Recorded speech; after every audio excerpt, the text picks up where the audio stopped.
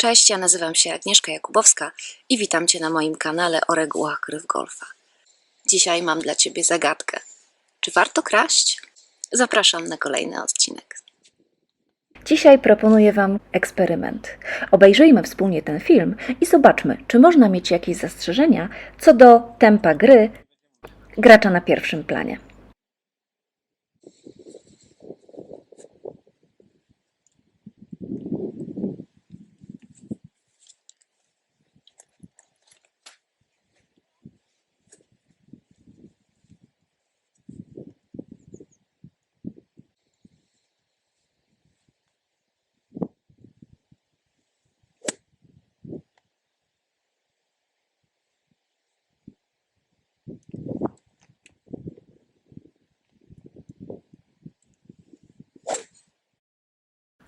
34 sekundy, więc gracz nie przekroczył czasu dozwolonego na wykonanie uderzenia, który wynosi przecież 40 sekund. Nie dostrzegłam tam też żadnego nadmiernego przedłużania. Gracz zmierzył odległość, wziął kij, założył wcześniej rękawiczkę, wykonał tylko jeden próbny swing i wykonał uderzenie. To wszystko zajęło mu 34 sekundy. Gdyby każde uderzenie wykonywać w przepisanym czasie 40 sekund, byłoby idealnie? Otóż nie byłoby idealnie, byłoby tragicznie, a zaraz powiem Wam dlaczego.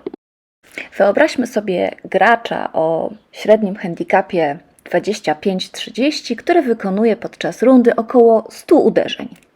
Ponieważ ma prawo do wykonania uderzenia w ciągu 40 sekund, które niemal w pełni wykorzystuje, 100 uderzeń zajmuje mu 4000 sekund. Oczywiście gracze nie mogą wykonywać uderzeń jednocześnie, więc każdemu z nich musimy dać jego własny czas. Tym samym 4 graczy we flajcie to 16 000 sekund poświęconych na wykonywanie uderzeń, co daje 4 godziny i 26 minut łącznie. Czas przejścia pola, czyli zwykłego spaceru, przyjmując, że poruszamy się z prędkością 4,5 do 5 km na godzinę, a średnio runda golfa wymaga od nas przejścia około 10 km, będzie wynosił 2 godziny. Razem to 6 godzin i 26 minut. Co zatem poszło nie tak? Przecież każdy z graczy ma prawo do 40 sekund na wykonanie uderzenia. No i musi też przejść pole, przecież to jest oczywiste. Jak zyskać 2,5 godziny, żeby runda mogła trwać jakieś przyzwoite 4? Czy musimy zacząć grać w speed golfa? Czy musimy biegać pomiędzy uderzeniami?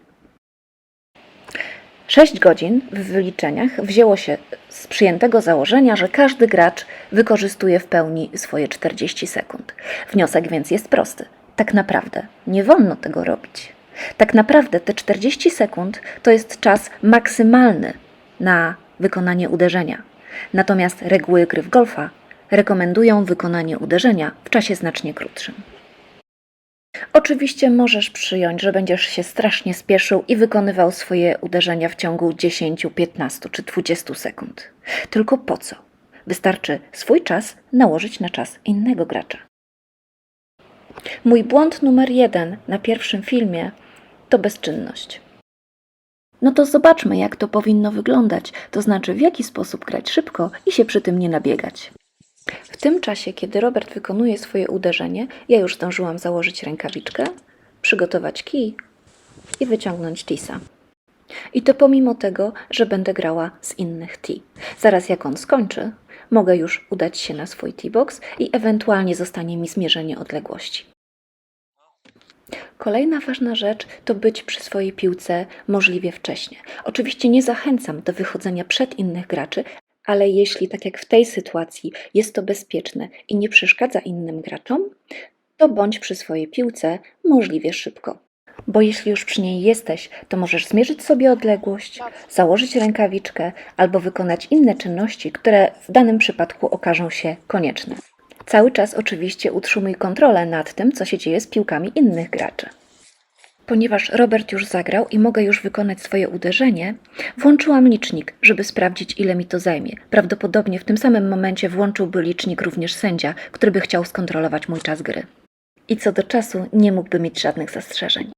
Warto zwrócić uwagę jeszcze na jedną rzecz. Na pierwszym filmie, który oglądaliśmy wspólnie, kiedy Robert szedł po swojego divota po uderzeniu, ja stałam nadal bezczynnie. Teraz, kiedy on schyla się po divot, ja już jestem przygotowana do uderzenia po próbnym swingu i będę mogła zagrać niemal bez straty czasu. Na greenie sprawa jest równie prosta. Jeżeli nie przeszkadzasz innym graczom, możesz w czasie, kiedy oni wykonują swoje uderzenie, obejrzeć już swojego pata z każdej strony. Bardzo dużo daje też właściwa organizacja. Właśnie wykonałam swoje poprzednie uderzenie i moja piłka znajduje się w okolicy dołka. Robert już zdążył w tym czasie przeczytać green, zanim ja podniosłam piłkę.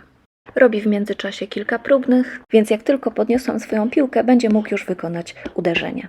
Obserwowanie go nic absolutnie nie wniesie, dlatego w czasie, kiedy on wykonuje uderzenie, ja mogę zastanowić się nad swoim, wyczyścić piłkę, zdjąć rękawiczkę albo zrobić co innego, co akurat potrzebuję. Bez zbędnej straty czasu odkładam swoją piłkę z powrotem.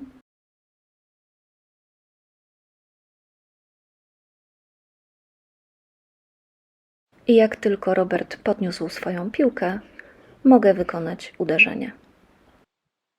Zwróć uwagę, że wszystko robimy bardzo spokojnie. Spokojnie przygotowujemy się do uderzenia, czytamy linię patów, wykonujemy normalnie próbne. Bierzemy tyle czasu, ile nam jest go potrzeba, ale robimy to w sposób zorganizowany i wykorzystując niemal do maksimum czas drugiej osoby. Celowo ten fragment nie został przycięty i jest w całości, żeby pokazać Ci, że wykonaliśmy 3 wcale niebanalne uderzenia w czasie lekko powyżej minuty trwania tego nagrania. Jeszcze jeden test. Sprawdzimy, ile tak naprawdę zajmuje mi wykonanie uderzenia. Zdejmuję swoją rękawiczkę i oglądam dokładnie linię patowania.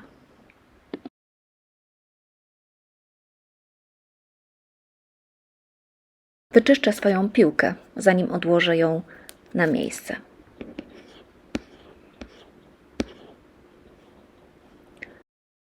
Pójdę także z drugiej strony dołka, żeby przyjrzeć się wszelkim pochyłościom.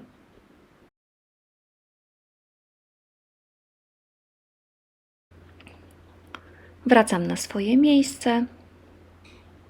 Jeszcze raz to wszystko obejrzę. Próbny.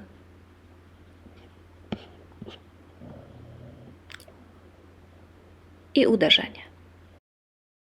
Całość mojej rutyny i spokojnego przygotowania się do uderzenia zajęła 51 sekund. Tylko że większość z tych czynności wykonałam w czasie należącym do innego gracza, w czasie skradzionym. Chwila, w której bez przeszkód mogłabym wykonać już swoje uderzenie, a więc ta, od której byłby mi liczony czas, to ten moment, w którym Robert odszedł już od dołka, robiąc mi miejsce.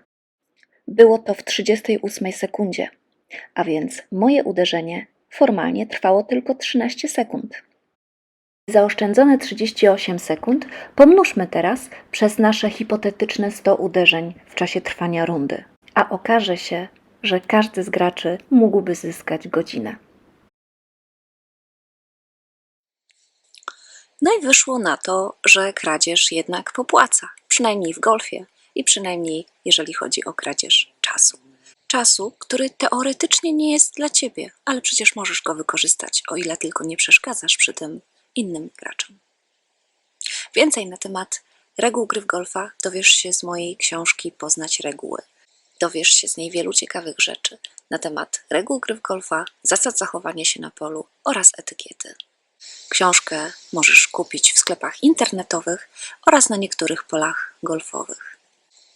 Jeśli interesujesz się regułami, koniecznie zasubskrybuj ten kanał. Będziesz wtedy na bieżąco otrzymywał informacje o nowych filmach. I na dzisiaj to tyle. Do zobaczenia w kolejnym odcinku i dobrej gry!